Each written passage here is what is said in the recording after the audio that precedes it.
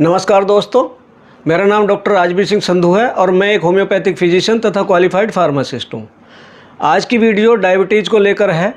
Diabetes की जो बीमारी है हमारे देश में एक गंभीर समस्या है और ये हमारे बदलते खान पान और लाइफस्टाइल के कारण दिन प्रतिदिन बढ़ती जा रही है। तो क्या करें जिससे हम डायबिटीज़ से छुटकारा पाएँ? आज मैं आपको इस बारे में ही कुछ जानकारी दूंगा। तो वीडियो में आगे बढ़ने से पहले आप सबसे पहले चैनल को सब्सक्राइब कर लें। इससे होगा ये कि आपको हर आने वाली वीडियो का नोटिफिकेशन सबसे पहले मिल पाएगा। दोस्तों, क्या आपको पता है जिस आदमी को डायबिटीज़ होती है उसको नॉर्मल व्यक्ति के मुकाबले टीबी की बीमारी होने का खतरा 3 गुना ज़्यादा रहता है। और यदि डायबिटीज़ वाले व्यक्ति को टीबी की बीमारी हो गई तो उसको एक नॉर्मल जिसको टीबी की बीमारी है, जिसको डायबिटीज़ नहीं है, उसके मुकाबले उसकी मृत्यु दर का खतरा 6 गुना ज़्यादा रहता है। तो आप समझ गए होंगे कितनी खतरनाक बीमारी है ये। इससे क्या क्या होता है? इससे सबसे पहले तो आपके हार्ट खराब होता है, गुर्दे खराब होते हैं, आपकी मांसपेशियां, खासकर नर्वस सिस्टम जो हमारी नसें होती हैं, नर्व, वो डैमेज हो जाती हैं और साथ में हमारी आंखें भी खराब हो जाती हैं। सबसे पहले तो हमारा ये जानना ज़रूरी है कि डायबिटीज़ की बीमारी होती किस वजह से और क्यों होती है। डायबिटीज़ है क्या? डायबिटीज़ शरीर में शुगर का यानी ग्लूकोज का बहुत ज़्यादा बढ़ जाना। नॉर्मल जो शुगर होती है हमारे शरीर में, खाली पेट जो होती है वो 60 से 100 तक नॉर्मल होती है, 60 से 100 मिलीग्राम पर डेसीलीटर। यदि ये इससे ज़्यादा बढ़ती है तो वो शुगर मानी जाएगी। तो शुगर क्यों बढ़ती है? हमारे शरीर में पैनक्रियाज यानी अग्न्याशय करके एक ग्रंथि होती है जो पेट के बैक साइड में होती है, उसमें इंसुलिन बनता है। जब हम खाना खाते हैं उसमें जब ग्लूकोज होता है तो ग्लूकोज को सेल में एंट्री कराने के लिए हमें इंसुलिन की ज़रूरत होती है। यदि इंसुलिन हमारा कम बनेगा तो हमारा ग्लूकोज लेवल बहुत बढ़ जाएगा और उस वजह से हमें शुगर की बीमारी हो जाएगी।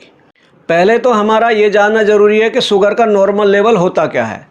जो सुबह खाली पेट नॉर्मल शुगर लेवल होता है वो 60 से 100 मिलीग्राम पर डेसीलीटर होता है और खाना खाने के 2 घंटे बाद वो 140 मिलीग्राम पर डेसीलीटर से कम होना चाहिए। और जो रैंडमली हम कराते हैं कभी भी, वो भी हमारा 140 मिलीग्राम से कम ही होना चाहिए। यदि इससे ज़्यादा बढ़ा हुआ स्तर आता है तो ये माना जाता है कि शुगर है। शरीर में ग्लूकोज यानी शुगर की मात्रा का बढ़ जाना ही डायबिटीज़ कहलाता है। इसमें कैसे बढ़ता है? ग्लूकोज कहाँ से आता है जो हमारे शरीर में बढ़ रहा है? हम जो भोजन खाते हैं उसमें 3 प्रकार के तत्व होते हैं, प्रोटीन, फैट और कार्बोहाइड्रेट। दोस्तों, हमारी सेल्स को ऊर्जा के लिए ग्लूकोज यानी कार्बोहाइड्रेट की ज़रूरत होती है जिससे हमें ऊर्जा मिलती है। अब ये जब बॉडी में जाके ग्लूकोज डाइजेस्ट होता है, कैसे होता है? इंसुलिन ग्लूकोज को सेल में एंटर कराती है। यदि हमारी इंसुलिन नहीं बन रही है और ग्लूकोज का लेवल उससे बढ़ जाता है क्योंकि वो सेल में एंट्री नहीं कर पाता है, तो उस वजह से हमारी शुगर बढ़ जाती है और इसी को डायबिटीज़ कहा जाता है। दोस्तों, हमारे शरीर में 37 ट्रिलियन हमारी सेल्स होती हैं जो ग्लूकोज को ब्रेक कर कर उसको शरीर में ऊर्जा पैदा करती हैं। ग्लूकोज को सेल में एंट्री कराने के लिए इंसुलिन की ज़रूरत पड़ती है। अब आप ये सोच रहे होंगे यार ये इंसुलिन कहाँ से आता है? इंसुलिन आता है पैनक्रियाज से। इसको हिंदी में अग्न्याशय भी कहा जाता है। ये हमारे पेट के बैक साइड में एक ग्रंथि होती है जिसमें इंसुलिन बनता है। खाना खाने के बाद जब ग्लूकोज लेवल 140 से ऊपर जाता है तो हमारी जो पैनक्रियाज है वो इंसुलिन को रिलीज करती है और इंसुलिन ग्लूकोज को प्रत्येक सेल में एंट्री कराता है जिससे कि हमारा जो ग्लूकोज लेवल है वो मेंटेन रहता है। यदि इससे ज़्यादा बढ़ता है ग्लूकोज तभी हमारा पैनक्रियाज इंसुलिन को रिलीज कराती है और हमारा ग्लूकोज मेंटेन रहता है जिससे हमें डायबिटीज़ नहीं होती है। जिन लोगों को ग्लूकोज अगर ऊपर बढ़ रहा है और इंसुलिन प्रॉपर मात्रा में नहीं बन रही है तो ग्लूकोज लेवल शरीर में बढ़ जाएगा और यही डायबिटीज़ है। अब जैसे ही आप ग्लूकोज खा रहे हैं लेकिन इंसुलिन ग्लूकोज को 140 से ऊपर जा नहीं दे रहा है। जब ग्लूकोज 140 से ऊपर जाता है तो पैनक्रियाज इंसुलिन को रिलीज करती है और इंसुलिन ग्लूकोज को आपकी सेल में एंट्री करा देता है जिससे कि सेल को एनर्जी मिलती है और इससे हमारी बॉडी को भी एनर्जी मिलती है। पेशेंट को इंसुलिन कम बनने की वजह से ग्लूकोज की एंट्री सेल के अंदर प्रॉपर रूप से नहीं हो पाती है जिससे कि हमारा ग्लूकोज लेवल बढ़ जाता है। यहाँ एक जानने वाली बात यह है कि डायबिटीज़ व्यक्ति को इंसुलिन की कमी के कारण जो नॉर्मल हेल्दी व्यक्ति है उसके मुकाबले ग्लूकोज की एंट्री सेल में 5 गुना कम होती है, यानी उसे ग्लूकोज को डाइजेस्ट करने में नॉर्मल हेल्दी व्यक्ति के मुकाबले में 5 गुना अधिक समय लगता है। तो इस वजह से उसकी शुगर लेवल बढ़ जाता है, यानी कि उसको ग्लूकोज को डाइजेस्ट करने में 5 गुना अधिक समय लगता है, जिससे कि शुगर का लेवल 200, 300, 400 यानी 500 तक भी पहुंच जाता है और ये बहुत ज़्यादा खतरनाक है। बॉडी में शुगर का लेवल बढ़ा होने की वजह से हमारी आंखें खराब होने लगती हैं, हमारा हार्ट खराब हो जाता है, हमारे गुर्दे भी खराब होने लगते हैं तथा हमारी जो नर्वस सिस्टम होती है, यानी जो बॉडी को चलाती हैं हमारी नर्व होती हैं जो मैसेज दे के और इसको बॉडी को कंट्रोल करती हैं, ये भी डैमेज होने लगती हैं। दोस्तों, अब आप कहेंगे कि ये डॉक्टर साहब इतनी देर से शुगर की बीमारी के बारे में यानी डायबिटीज़ के बारे में बताए जा रहे हैं, इसका रोकथाम क्या है, कैसे इसको कंट्रोल करना है, क्या इसका इलाज है, इसके बारे में तो बताया नहीं। तो चलिए अब हम आपको इसके बारे में बताते हैं। दोस्तों, कार्बोहाइड्रेट जिसका अभी हमने जिक्र किया ये 2 प्रकार का होता है, सिंपल कार्बोहाइड्रेट और कॉम्प्लेक्स कार्बोहाइड्रेट।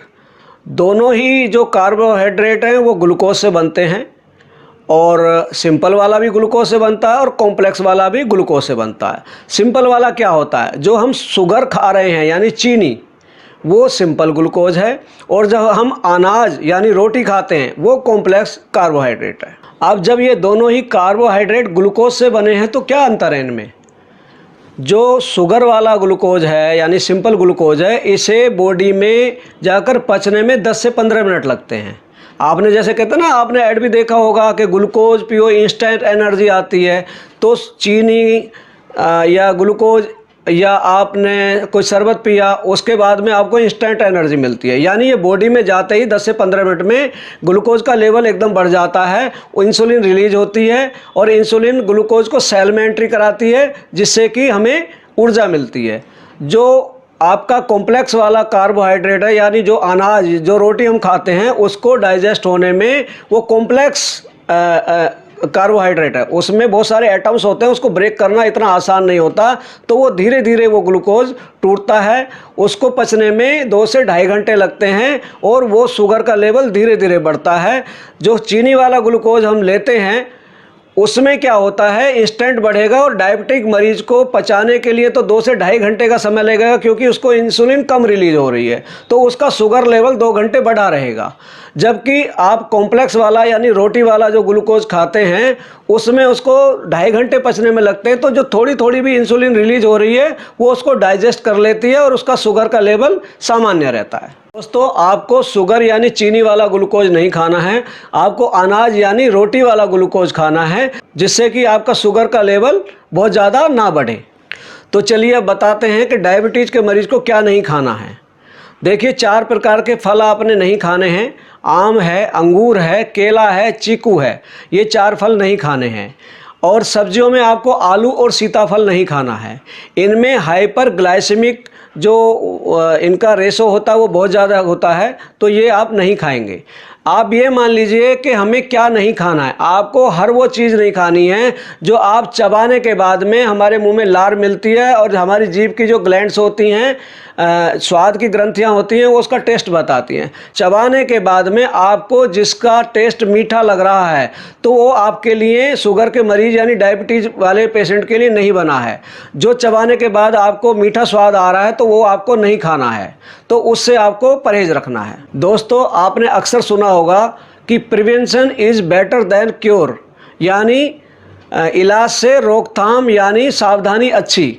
तो आपने इसमें सावधानी बरतनी है। दवाइयाँ आप जिस भी पैथी की ले रहे हैं वो आप लेते रहें। तो यहाँ पर मैं आपको एक होम्योपैथिक की दवाई बता रहा हूँ जिसका नाम है साइजीजियम जम्बोलिनम।